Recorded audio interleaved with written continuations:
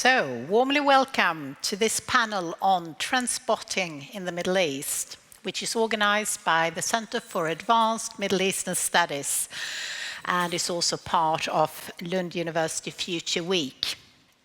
My name is Karin Aggestam. I'm professor in political science and also the director for the Center for Advanced Middle Eastern Studies. In the panel here, we have 5 very distinguished leading experts on the Middle East. I'm very happy that all of you accepted, and they will present some very interesting, snappy presentation on the trends that we may identify in the Middle East in regards to the future. And we're very happy to see so many here, and we will also have Q&As afterwards, so you're able to raise questions to the panel after their presentations. So only a brief introduction here. To conduct forecasting and prediction is notoriously difficult, and I think anyone working on the Middle East for sure knows that it's very difficult to forecast. Only to give a few examples, who predicted the Arab Spring, for instance, 10 years ago? Who predicted, even though we could see some worrying signs, that there would be such a devastating conflict escalation in Syria? Very difficult to predict.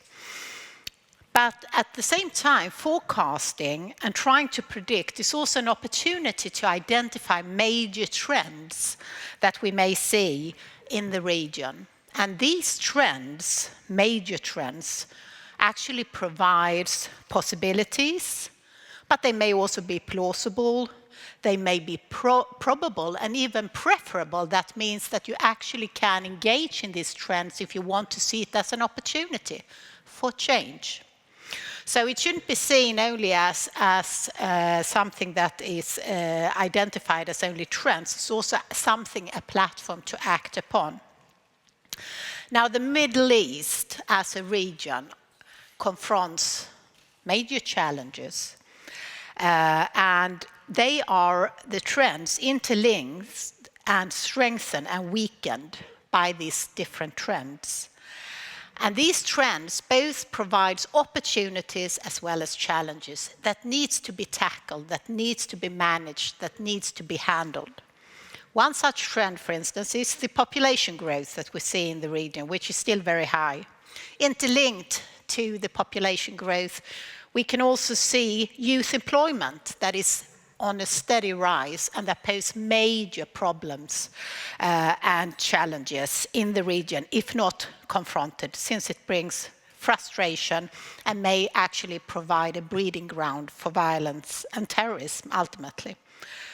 We also see climate change as being a major challenge, how to manage, how to handle. And the Middle East is, of course, a hotspot here as well, where we see sea level rising in the southern part of the Mediterranean. We can see desertification, and we also see increasing scarcity of water. The region is also faced with major problems when it comes to food import dependency that needs to be resolved.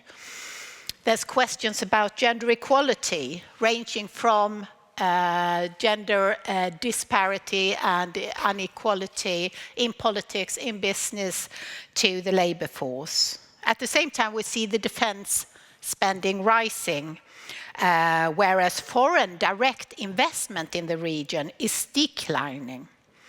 Governance is a major problem to tackle, regional fragmentation as well, and of course the long-standing quest when it comes to resolving intractable conflicts.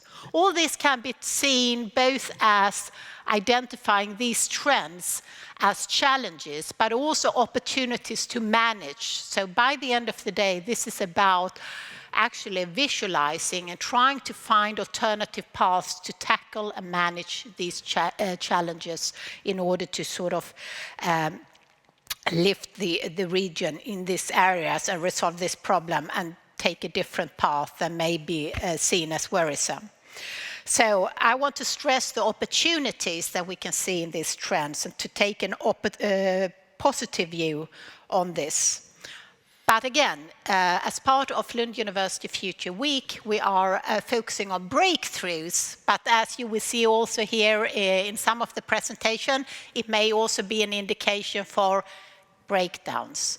But again, I want to emphasize that also by identifying the risks, we also can see the opportunities of managing these challenges.